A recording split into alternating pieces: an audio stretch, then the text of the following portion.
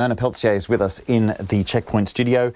The country's largest retailer, The Warehouse, it's grown in its profit and it's slowed in sales. Talk us through that. Yeah, so the company has been going through a difficult period for some time. They've got a chief executive who's been taking the company, leading it through a transformation, changing the model, the retail model and so on, so as to make the company more profitable. It's been painful. It's seen a lot of restructuring. It's cost a lot of money, but they have delivered a profit today, up 13% on the year earlier. This is their bottom line net profit.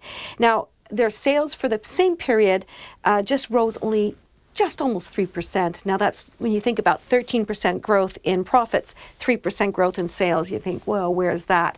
Turns out that their red sheds, those are the stores, you know, the big warehouse stores that we know about,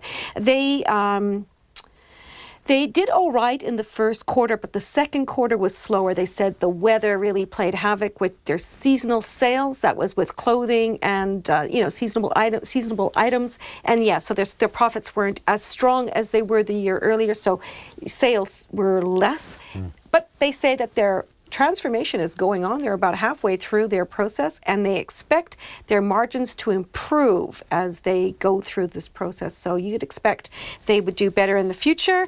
Their first half profit was $35.8 million, and they spent $4 million on restructuring costs. And they're going to spend less in the future because they're going to invest more in training and so on. Interesting times for them. Okay. The Chinese dairy producer planning to buy Westland milk products. Yeah, a company called Yili. This is a Chinese company. They want to buy the New Zealand Dairy Cooperative, and they're going to offer $3.41 a share to the farmers who own it.